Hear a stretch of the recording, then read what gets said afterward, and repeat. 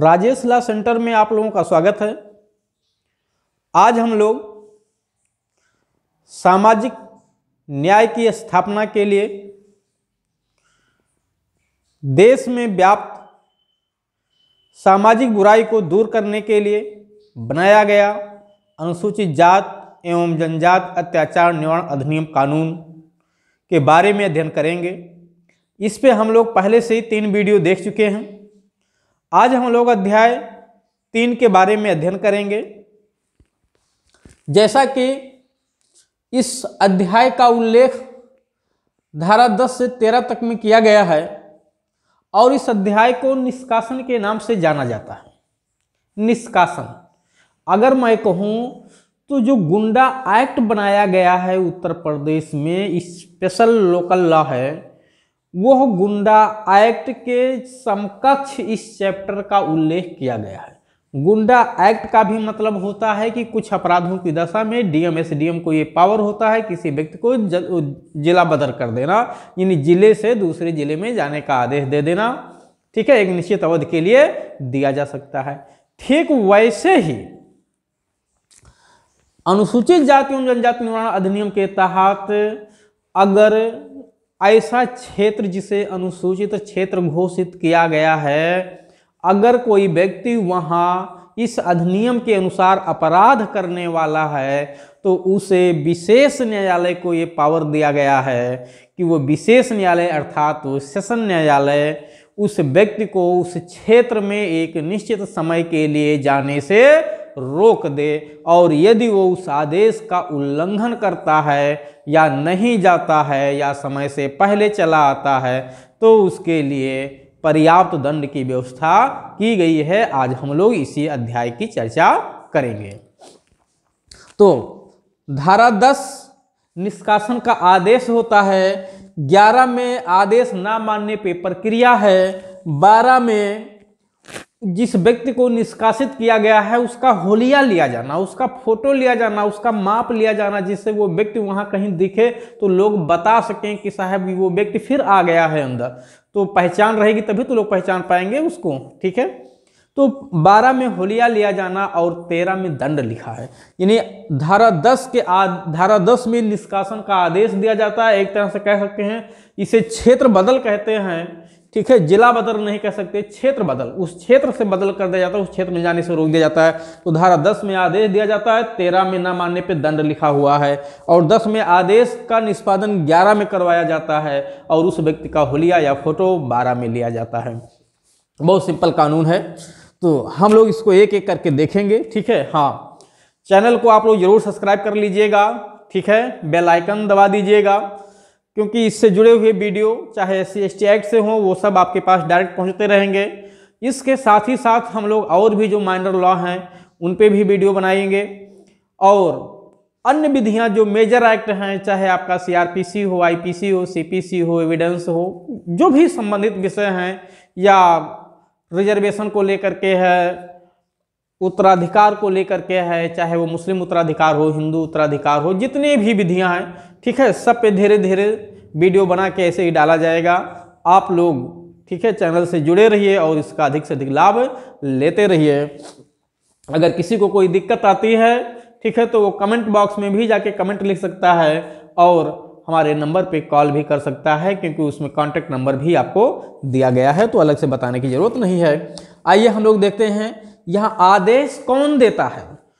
क्षेत्र बदल का आदेश कौन देता है और उस आदेश को ना मानने पे क्या प्रक्रिया होती है, क्या उसे कुछ समय के लिए वापस आने की छूट दी जा सकती है या नहीं, आदेश ना मानने पे दंड क्या होगा, प्रक्रिया क्या होगी। तो सबसे पहले धारा 10 देखते हैं। उस विशेष न्यायालय को पावर दिया गया है। विशेष न्यायालय की स्थापना धारा 14 में किया गया है, मैं पहले ही वीडियो में बता चुका हूं।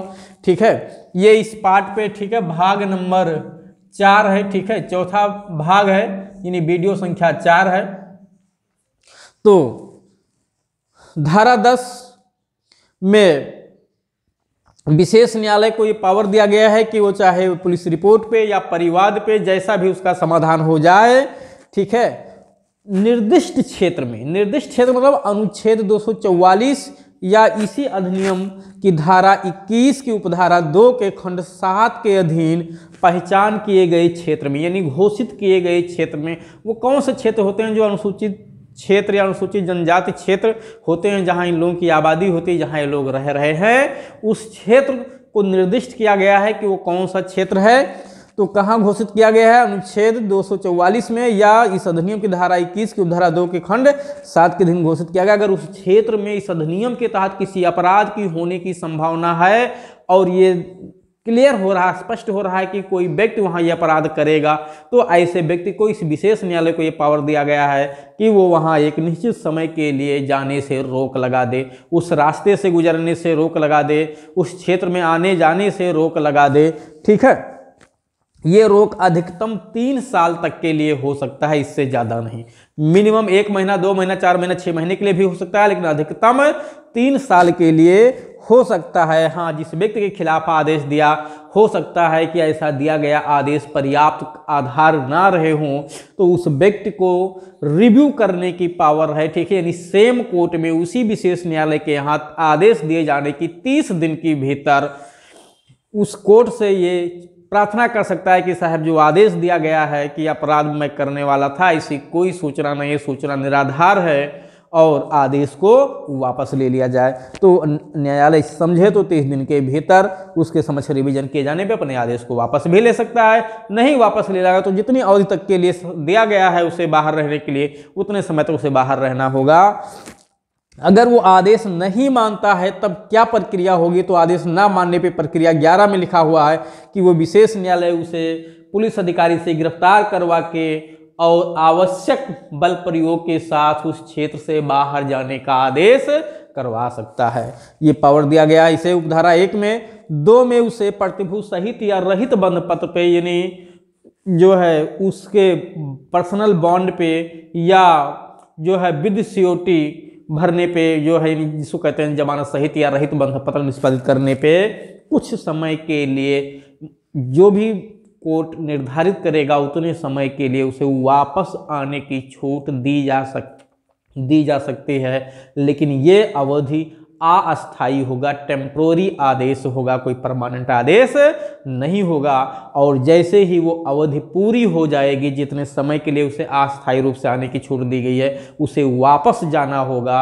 अगर वो वापस नहीं जाता है तो उसे फिर पुलिस से गिरफ्तार करवा के भेजा जा सकता है, और जब भेज दिया जाएगा तो जितना अवधि के लिए उसे बाहर रहने का आदेश धारा 10 में दिया गया था, वो अवधि जब पूरा हो जाएगा तो फिर वापस आ सकता है। तो यही सारी बातें एक एक करके लिखी हुई है। पहले में उसे गिरफ्तार करवा के वापस भिजवाना है, दूसरे में अस्थायी रूप से वापस आने की प्रतिभूत सहित या रहित बंध पत्र भरने पे छूट दिया जा सकता है। ऐसे आदेश को कभी भी वापस भी लिया जा सकता है। ठीक है, यानी अस्थायी जो छूट दिया गया है उस आदेश को वापस भी विड्रॉ भी कर सकता है कोर्ट, और विड्रॉ कर लेगा तो फिर आपको वापस जाना पड़ेगा। और अस्थायी रूप से वापस आने वाले व्यक्ति शर्तों का पालन करेगा और अवधि पूरा होने पे वापस चला जाएगा। यानी अस्थायी रूप से जब आप वापस आते हो तो कुछ शर्तें इम्पोज की जाएंगी, आपको उन शर्तों को मानना होगा। अगला भी बात लिखिए, शर्तों के पालन में असफल रहने पे गिरफ्तार करके उसे फिर भेजा जा सकता है। ठीक है, तो इस तरह से ये आदेश न मानने पे क्या प्रक्रिया होती है 11 आपने देख लिया। और उसके बाद उसका जो है फोटो भी उसी समय जब आदेश दिया जाता है तो उसका फोटो भी ले लिया जाता है, लेकिन फोटो तब लिया जाता है जब वो विशेष न्यायालय आदेश करे कि उसका फोटो, उसकी माप, ठीक है, उसके चेहरे पे कोई निशान वगैरह है तो वो ले लिया जाता है, जिससे उसकी पहचान सुनिश्चित की जा सके। अगर वो वहाँ कहीं दिखे तो लोग बता सकें साहब वो व्यक्ति आ गया है। तो ये पहचान निर्धारित करने के लिए जिसको कहते हैं होलिया लिया जाना, ठीक है, उसका होलिया निकालना। तो ये धारा 12 है होलिया। ठीक है, महत्वपूर्ण धारा है ये। ठीक है, यहाँ से आपके एग्जाम में मेंस में भी प्रश्न पूछे जा सकते हैं। ठीक है, कि निष्कासन के आदेश दिए जाने के बारे में संबंधित प्रावधानों का उल्लेख करें। तो निष्कासन से अगर क्वेश्चन पूछा गया तो पूरे इस चैप्टर को आपको लिखना होगा, धारा 10 से लेकर के धारा 13 तक। और ये से भी आदेश कह सकते हैं निष्कासन के आधारों का उल्लेख करें। ठीक है, क्या उस आदेश के ना मानने पे किसी दंड का प्रावधान किया गया है, तो आपको धारा 13 भी लिखना पड़ेगा और धारा 10 भी लिखना पड़ेगा। यानी एक तरह से मेंस अगर क्वेश्चन पूछा जाएगा यहाँ से तो पूरा का पूरा आपको लिखना होगा। ठीक है, और ख़ास तौर से ये वीडियो उन बच्चों के लिए ज़्यादा लाभकारी है जो बीपीएससी एग्ज़ाम में जो है एपीओ का मुख्य परीक्षा लिख रहे हैं। आइए 12 में क्या लिखा हुआ है, न्यायालय के निर्देश पे धारा 10 के अधीन आदेशित व्यक्ति का पुलिस अधिकारी द्वारा माप एवं फोटो लिया जाना। यानी ये न्यायालय के निर्देश पे होता है, पुलिस अपना से लेने की शक्ति नहीं रखती है। जब न्यायालय निर्देश करेगा तब वो लेगी और उस व्यक्ति की ये ड्यूटी बनती है कि वो अपना फोटो और माप लेवाए। ठीक है, अगर वो विरोध करता है तो आवश्यक साधनों का प्रयोग कर सकते हैं, यानी फिर जबरदस्ती भी लिया जा सकता है, ब्लॉक भी लिया जा सकता है अगर विरोध करेगा तो। और धारा 10 के अधीन आदेश वापस किए जाने पर फोटो आदि का नष्ट कर दिया जाएगा।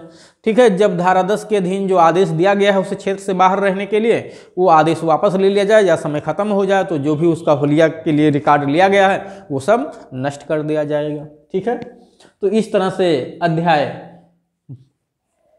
3 का जो धारा 12 है वो हुलिया से जुड़ा हुआ है और धारा 10 उसके उल्लंघन में दंड किया गया है। ठीक है, यानी धारा 10 के उल्लंघन में आदेश नहीं मानते हैं, आप जा ही नहीं रहे हो या जाके बीच में पहले वापस चले जाते हो तो इस तरह की आदेश की अवहेलना करने पे, ठीक है, 1 वर्ष तक का कारावास और जुर्माना आप पे अधिरोपित किया जा सकता है। यानी कारावास की अधिकतम अवधि 1 साल तक के है, मिनिमम कोई अवधि नहीं बताई गई है और लेकिन जुर्माना उसके साथ जरूर लगाया जाएगा। तो इस तरह से आपने इस वीडियो को देख लिया। ठीक है, अब हम लोग अध्याय 4 पे, ठीक है, जो अध्याय 4 में प्रक्रिया से जुड़ा हुआ है, यानी न्यायालय से जुड़ा हुआ है, विशेष न्यायालय किसे कहेंगे और लोक अभियोजक किसे कहेंगे, तो उसके बारे में हम लोग, ठीक है, भाग 5 में चर्चा करेंगे।